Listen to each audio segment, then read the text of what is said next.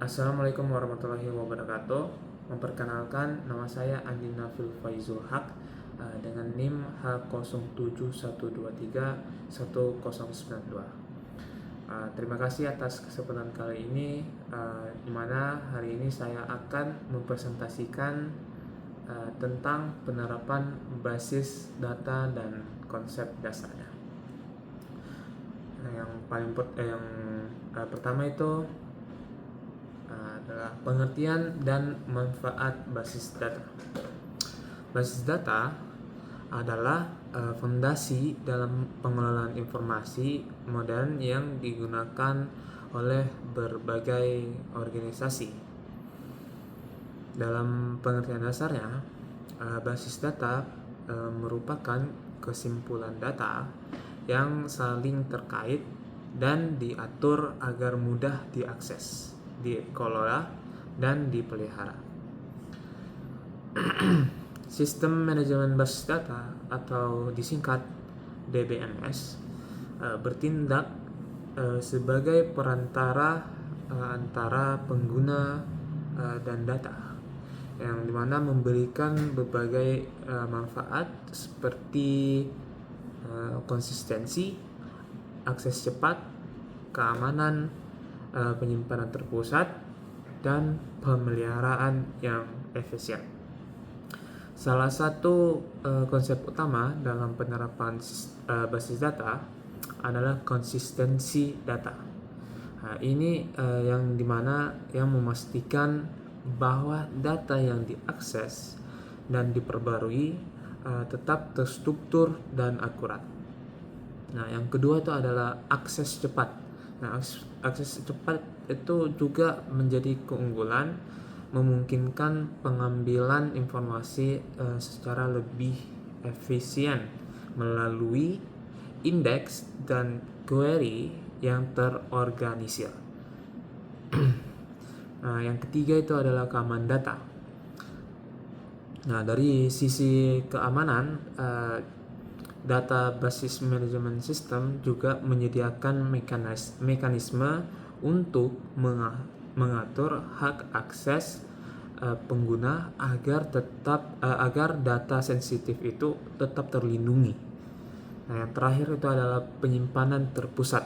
Nah, penyimpanan terpusat ini mengurangi redundansi, yang dimana data disimpan di satu lokasi yang mudah diakses. Basis data bukan hanya sekedar kumpulan data, tetapi juga merupakan tulang punggung dari berbagai aplikasi bisnis modern.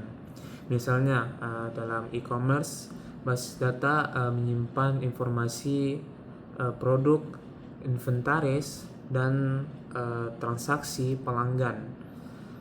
Nah, sistem manajemen basis data atau DBMS itu memudahkan pengguna dalam mengakses dan mengelola data.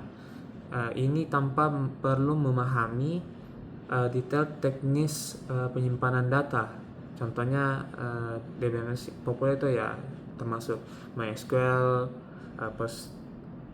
PostgreSQL, dan Oracle. Nah, selain manfaat dasar, basis data juga itu mendukung integritas data. Nah, ini berarti memastikan bahwa data tetap akurat dan konsisten sepanjang siklus hidupnya. Dengan adanya DBMS, perubahan data ya seperti pembaruan atau penghapusan dapat dilakukan dengan cara yang terkontrol untuk menghindari kesalahan. Nah, organisasi besar ya seperti bank yang sangat bergantung pada basis data untuk memastikan transaksi keuangan yang akurat. Nah, dengan adanya transaksi asid atau atomicity, konsistensi, isolation, dan durability. Nah, sistem basis data memastikan bahwa setiap transaksi diproses dengan benar dan data tetap dalam keadaan konsisten bahkan jika terjadi kegagalan sistem.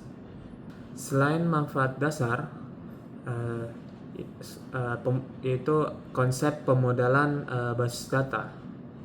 Nah, pemodelan basis data merupakan langkah penting dalam perancangan sistem.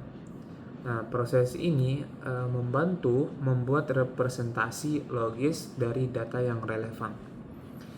Nah, terdapat 3 jenis pemodelan yang biasa dipakai. Yang pertama itu adalah pemodelan konseptual. Nah, pemodelan konseptual ini yang menggambarkan abstrak dari sistem menggunakan diagram seperti IRD. Nah, yang kedua itu adalah pemodelan logis. Nah, pemodelan logis ini yang mentransformasikan model konseptual ke dalam format yang dapat digunakan DBMS. Dan yang terakhir itu adalah pemodelan fisik. Nah, pemodelan fisik ini yang melibatkan penyimpanan data secara fisik di server. Selanjutnya yaitu Entity Relationship Diagram atau ERD. Jadi ERD itu adalah alat visual yang digunakan untuk memodelkan data dalam sistem basis data. ERD memetakan hubungan antara entitas dalam sistem yang membantu merancang struktur basis data yang lebih efektif. Nah, ini ada beberapa elemen penting dalam ERD, antara lain yang pertama itu adalah entitas. Nah, entitas adalah objek atau hal yang disimpan datanya dalam basis data. Contohnya, entitas itu bisa berupa pelanggan, produk, atau transaksi. Yang kedua adalah atribut. Nah, atribut adalah properti atau karakteristik dari entitas. Sebagai contoh, entitas pelanggan mungkin memiliki atribut seperti nama, alamat, dan ID pelanggan. Yang ketiga itu ada relasi.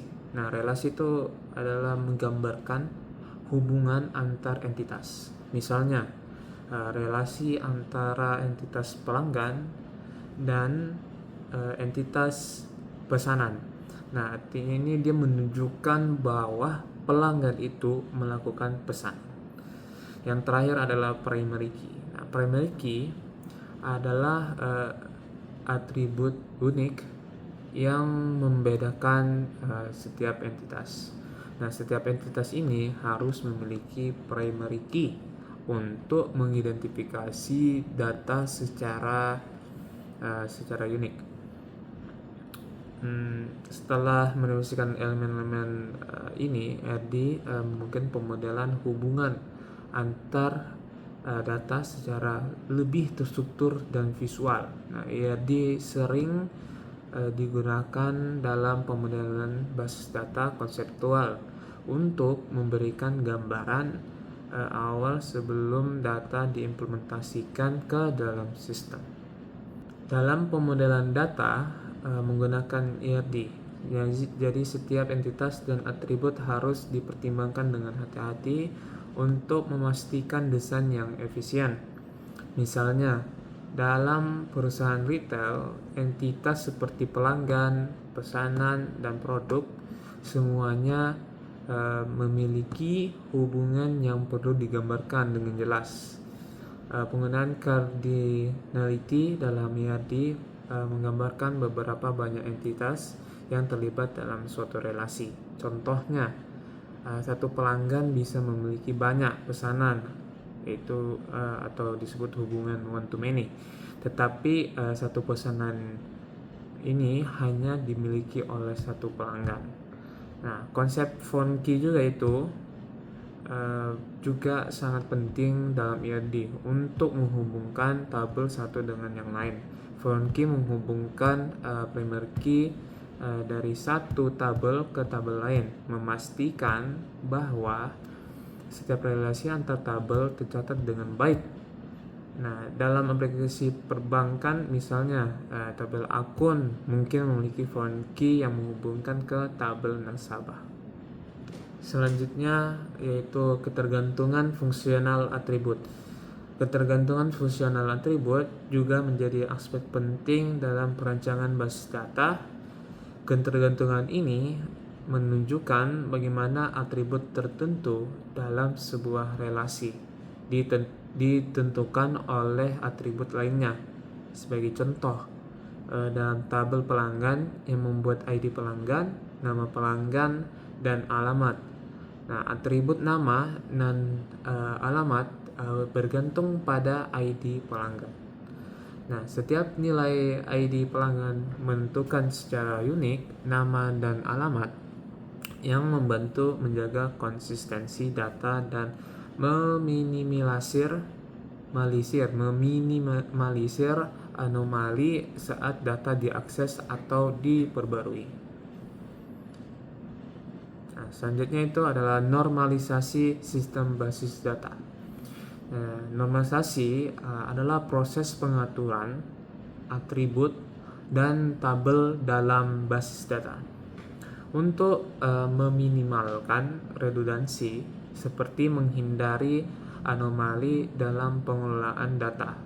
Nah, proses ini penting untuk menciptakan struktur basis data yang efisien dan terorganisir.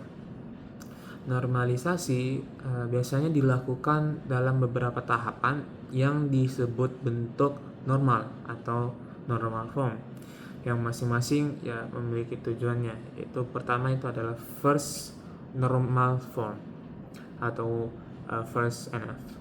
Nah, ini pada tahap ini kelompok data yang berulang dihilangkan sehingga setiap kolom dalam tabel hanya berisi satu nilai. Nah, setiap tabel harus memiliki baris dan kolom yang unik dengan tidak adanya kelompok nilai ganda dalam satu kolom. Yang kedua adalah second normal form atau second NF. Tabel berada dalam first normal form dan setiap atribut non kunci harus sepenuhnya tergantung pada primary key. Artinya setiap atribut harus terkait langsung dengan primary key tanpa adanya ketergantungan sebagian pada bagian dari kunci utama. Yang ketiga adalah third normal form atau third NF. Nah, tabel berada dalam second normal form dan tidak ada ketergantungan transitif. Ketergantungan transitif terjadi ketika atribut non kunci tergantung pada atribut non kunci lainnya, sehingga perlu dihilangkan untuk menjaga integritas data. Baik, selanjutnya itu adalah manfaat normalisasi. Manfaat normalisasi itu sangat penting dalam penggunaan basis data. Yang pertama itu adalah mengurangi redundansi, yang dimana normalisasi ini membantu mengurangi penyimpanan data yang berulang, menghemat ruang penyimpanan, dan meningkatkan konsistensi data. Nah, yang selanjutnya itu adalah meningkatkan efisiensi. Nah, yang dimana ini struktur tabel yang lebih sederhana memungkinkan proses query yang lebih cepat sehingga meningkatkan kinerja keseluruhan sistem. Selanjutnya yang ketiga itu adalah meminimalkan anomali data. Nah, ini dengan struktur tabel yang terorganisir, jadi masalah saat melakukan operasi CRUD yaitu create, read, update, dan delete itu dapat dihindari, yang pada akhirnya menjaga integritas data. Nah, jadi normalisasi itu adalah langkah kunci dalam perancangan basis data yang tidak hanya membantu mengelola data lebih efisien, tetapi juga memastikan bahwa sistem basis data dapat berkembang dengan baik seiring pertumbuhan volume data. Maka proses normalisasi itu sangat penting dalam menciptakan struktur basis data yang efisien. Nah, salah satu contohnya itu penerapan normalisasi adalah pada sistem HR atau sumber daya manusia. Nah, dalam sistem tersebut ada tabel yang bernama karyawan. Mungkin menyimpan atribut seperti alamat dan departemen. Namun, jika setiap karyawan dipindahkan ke departemen yang berbeda, data tersebut bisa berubah berkali-kali dalam tabel yang sama. Dengan menerapkan normalisasi, informasi ini dipisahkan ke dalam tabel terpisah, ya, seperti tabel departemen dan tabel alamat yang mengurangi duplikasi data. Nah, selain menghemat ruang penyimpanan, normalisasi juga memastikan bahwa data tetap akurat dan konsisten. Misalnya, ketika alamat karyawan berubah, perubahan cukup dilakukan di satu tempat dan secara otomatis diperbarui di seluruh sistem. Di luar manfaat teknisnya, normalisasi sangat penting dalam sistem yang menangani volume data besar, seperti perusahaan teknologi dengan jutaan pengguna. Itu struktur tabel yang lebih sederhana memungkinkan query berjalan lebih cepat dan mengoptimalkan kinerja sistem. Namun, dalam beberapa kasus, desainer basis data mungkin memilih untuk tidak sepenuhnya melakukan normalisasi jika hal itu akan mengorbankan kinerja. Ini dikenal sebagai trade-off antara normalisasi dan performa, di mana basis data yang terlalu dinormalisasi bisa memperlambat query yang memerlukan banyak join. Selanjutnya yaitu implementasi basis data dalam organisasi. Penerapan basis data dalam sebuah organisasi melibatkan beberapa tahapan penting untuk memastikan sistem yang dibangun efisien, aman, dan sesuai dengan kebutuhan bisnis.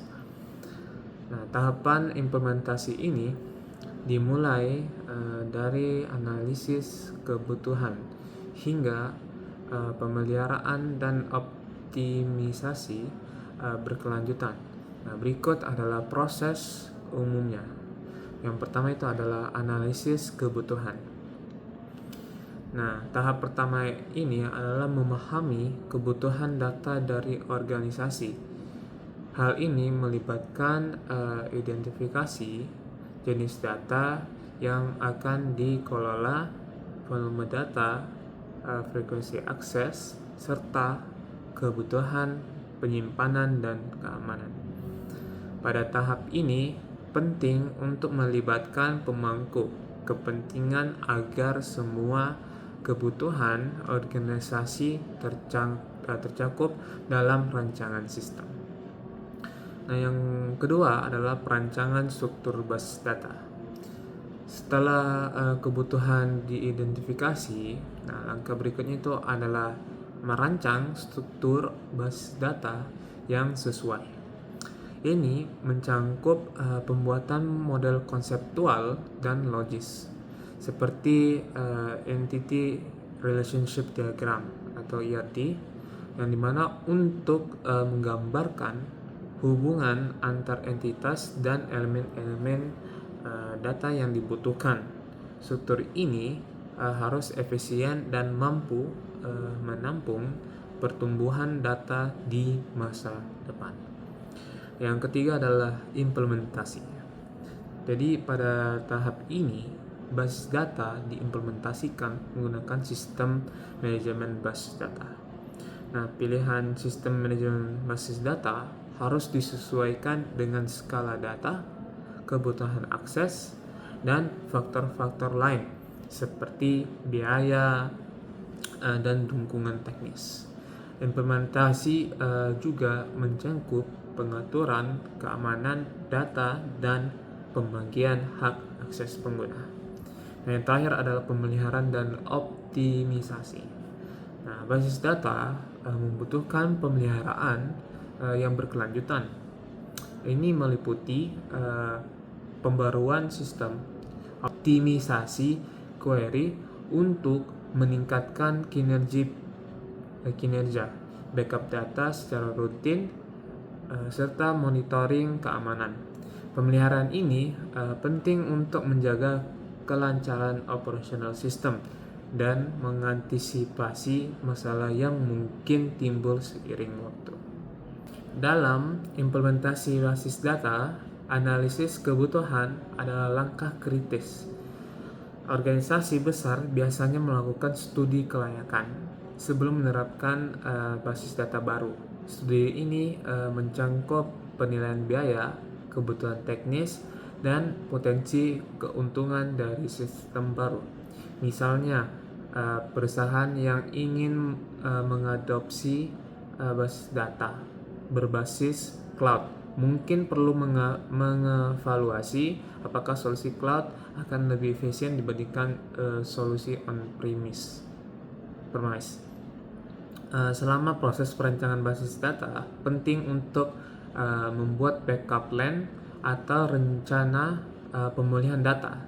Nah, ini mencakup strategi untuk menangani kegagalan sistem atau kehilangan data. Banyak organisasi besar menggunakan pendekatan disaster recovery untuk memastikan bahwa data dapat dipulihkan dengan cepat jika terjadi masalah seperti serangan cyber atau bencana alam. Baik, selanjutnya yaitu keamanan dan integritas data. Nah, keamanan dan integritas data juga menjadi aspek kritis dalam pengelolaan basis data. DBMS modern menyediakan berbagai fitur untuk memastikan bahwa data dilindungi dari akses yang tidak sah dan tetap berkonsisten. Beberapa mekanisme keamanan yang umum digunakan, antara lain yang pertama itu adalah autentikasi. Autentikasi adalah verifikasi identitas pengguna untuk memastikan hanya yang memiliki hak yang dapat mengakses data.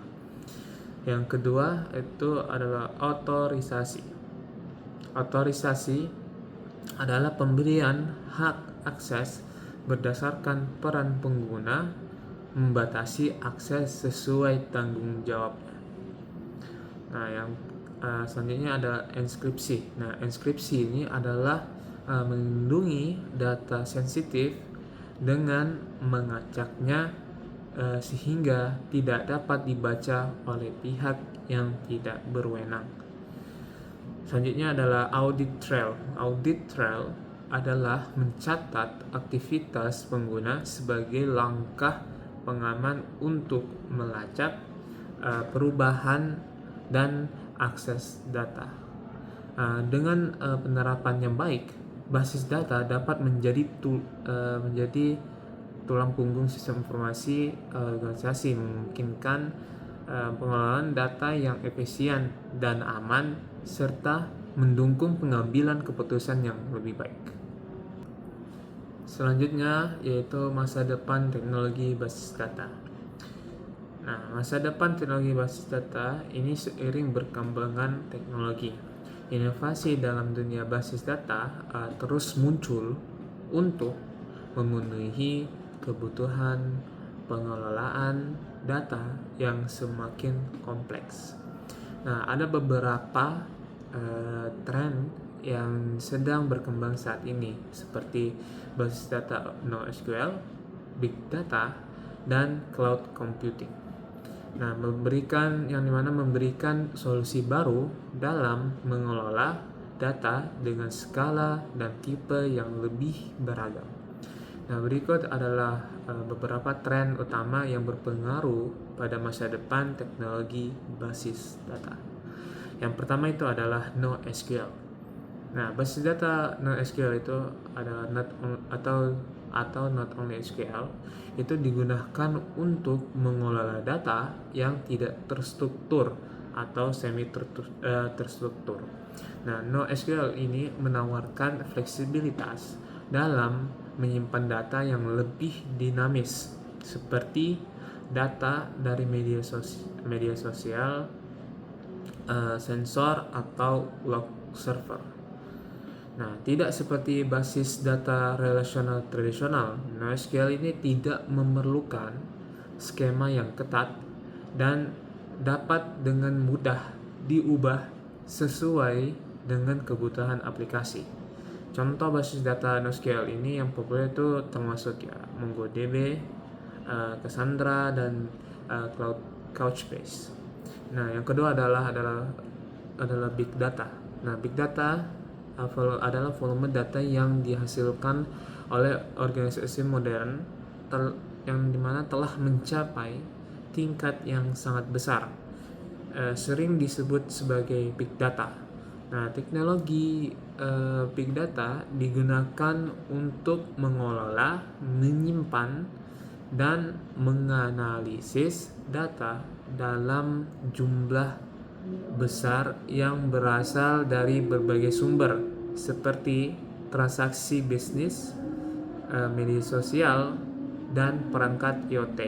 Untuk mengatasi tantangan ini, teknologi seperti Hadoop dan Apache Spark memungkinkan pemrosesan paralel data dalam jumlah besar dengan cepat. Yang terakhir adalah cloud database. Nah, basis data berbasis cloud memungkinkan organisasi untuk menyimpan dan mengelola data mereka di lingkungan cloud. Nah, menghilangkan kebutuhan untuk infrastruktur fisik yang mahal dan sulit dikelola. Nah, cloud database ini juga menyediakan stabilitas yang mudah, yang memungkinkan organisasi untuk menambah atau mengurangi kapasitas penyimpanan sesuai kebutuhan. Layanan cloud database yang umum termasuk Amazon RDS Cloud, Google Cloud SQL, dan Microsoft Azure SQL Database.